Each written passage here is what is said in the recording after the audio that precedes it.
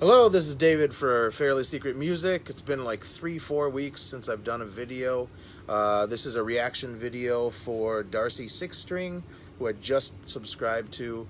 I kept on seeing everybody doing these reaction videos, so I thought, you know what, I'll do one too. First band's Primordial. They are a pagan black metal band, but everything you think about black metal, they don't do really.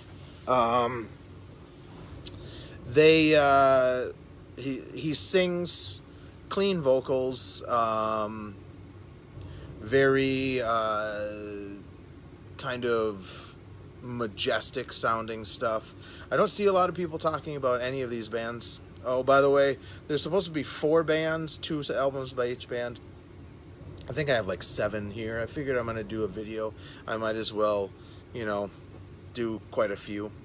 So, Primordial, this is their best album, The Gathering Wilderness. Unfortunately, it also has some really shitty, muddy production done by Billy Anderson, who is notorious for I'm trying to get this.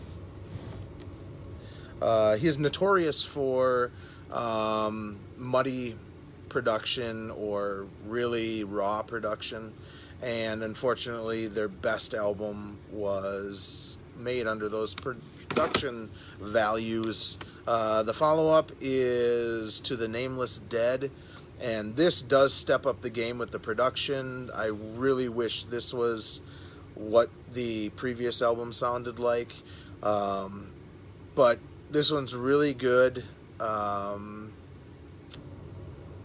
Even maybe more majestic, very kind of like my brothers kind of,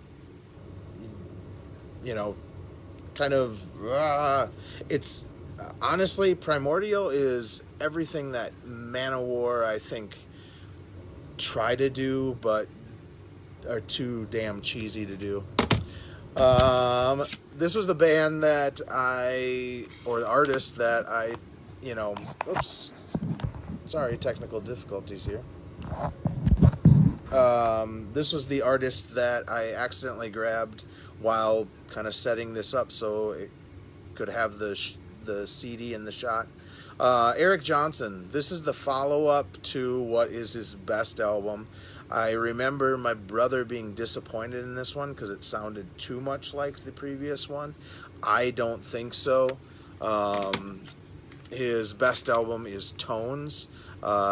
Great singing, great songwriting, just great tones. His guitar has such a distinct tone. King's X.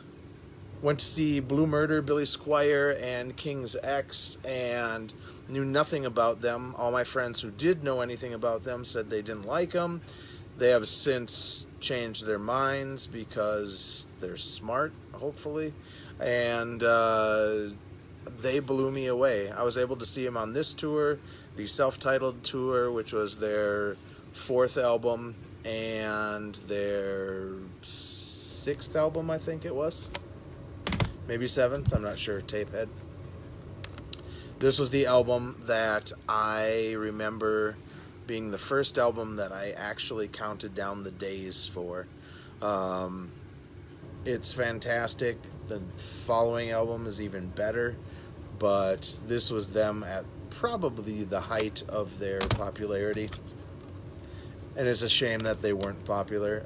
Next band is Mind Over 4. A lot of people will remember Phil from Pantera wearing a Mind Over 4 t-shirt in one of the albums. I think it was Vulgar Display of Power. But Mind Over 4 were just amazing. Their first album was never released on CD. I have a burn of it from a cassette that I have. The Goddess is good, but their second to the last album is even better, Halfway Down. Spike Xavier is got a very unique voice. There was an At the Drive-In, or what was it? Is it At the Drive-In? Yeah. who did an album with like the Trojan horse on the cover, and I actually got into them and Mars Volta because their singer reminded me of Spike, but Spike still sounds totally different. Rich Castillo is just an amazing bass player. Their drummer, what is their drummer's name? Mark Fullerton, and then Mike Jensen. Just an amazing band that are totally overlooked. Nasm. This is I don't know how I got into them because I really don't like grindcore all that much. There was something special about this band, and their guitarist, I think his name was Mizko. I'm not sure how to pronounce that. He died in the tsunami in 2004. And this album, I think this is the album that they did a online diary of every day they were in the studio. They released this album, which is called The Grind Finale, and this has 2 discs and 152 tracks. It's all their 7 inches, all their splits, all their EPs, all put together in one 2-disc set. You can't get it like this anymore. It comes in like a digipack or a jewel case, but I don't know how they're putting this thick ass book in that. This has tons and tons of lyrics, liner notes, pictures, everything. The Grind Finale. I love that name too. But my booklet ripped out because it's just too big. I don't see a lot of people talking about Sanctuary. I hear more about Nevermore if I do hear anything about like War Ordain. And War Ordain has a new album that just came out. I should be getting it on Wednesday.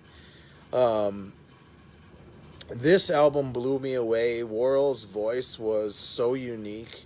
Dave Mustaine produced this album, and at the time I was a huge Megadeth fan. I still like Megadeth, but they, like every band from that era, I've kind of had enough of them, except for their first 2 albums. But I saw Sanctuary twice on the Into the Mirror Black tour. One time they were headlining with Fate's Warning on the Perfect Symmetry tour, opening for them, and then the next time I saw them about 2 months later, they were playing the 7th Street Entry, and it was amazing. They just put on a great show, and Worrell Dane sang every note perfect as far as I can remember. Blue Murder, the band I went to see but got blown away by King's X. I wish I knew what I know now about fretless bass playing, because I would have just been paying attention to Tony Franklin the whole time. This guy is amazing. The guy with the mullet and the fish tail, or the what does he have? Does he have a tail? Oh, you can't really see it right there. Then you got John Sykes and Carmine Appice. John Sykes was fresh out of Whitesnake at this point. I believe they did Still of the Night too, but I'm not 100% sure. He originally wasn't. Oh, excuse me. It's like 1:30 in the morning here. He was supposed to not be the singer, but somebody said, John, why don't you just sing? And he's got kind of a Phil Lynott voice, and I like his voice a lot. Their follow-up was Nuttin' But Trouble. Carmine and Tony Franklin had already left the band at this point, and he replaced them with a bass player, drummer, and a keyboard player. Marco Mendoza is the bass player, and I didn't realize what a great fretless bass player he was. There's a live video of Blue Murder at the Mirage in Minneapolis in like 93 or something like that. I wish I would have known about that, I would have went. But at that point, he let the keyboard player be on the stage, which was nice, because when I saw him, they hid him just like Dio used to hide keyboard players, and I think Ozzy hid his keyboard player for a long time too. I'm not sure if he lets him be seen any, but I've never seen Ozzy. And the last thing is this John Zorn thing. I don't see much John Zorn stuff. This is kind of a specific John Zorn thing. I used to have this, and then I sold it. This is actually a 2-disc set. One is a group called Bar Kokoba, or Kokoba. I don't know how to pronounce that.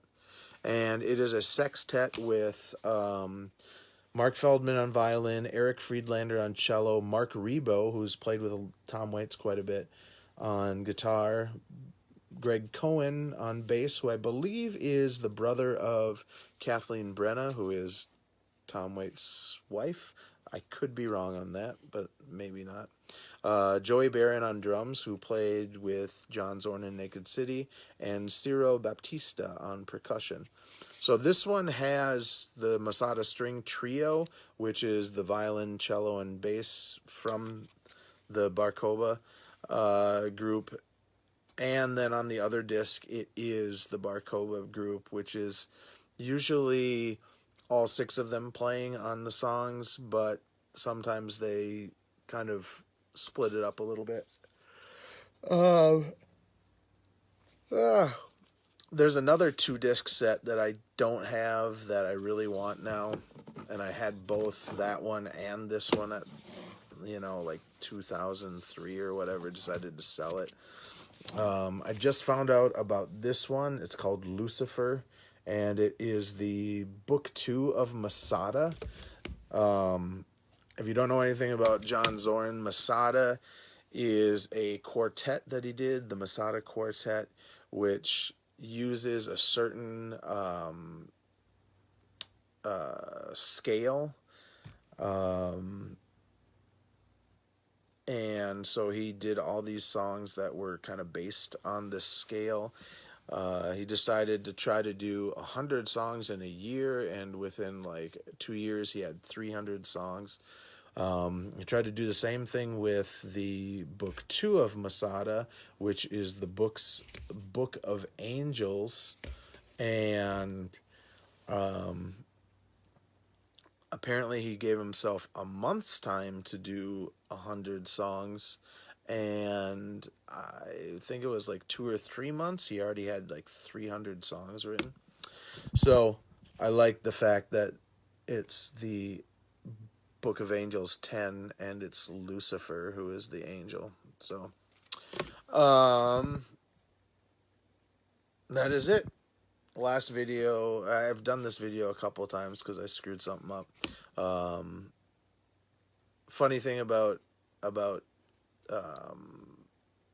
John Zorn is he uses Mike Patton a lot, and I don't mind Mike Patton in Faith No More and in Mr. Bungle, but when he's with John Zorn, he just screams his head off a lot, and it just drives me crazy. So that kind of cuts out a lot of John Zorn stuff that I would ever get, because the music might be cool, but as soon as Mike Patton opens his mouth on stuff, I lose interest. All right, so I'm going to end the video like that. Negative.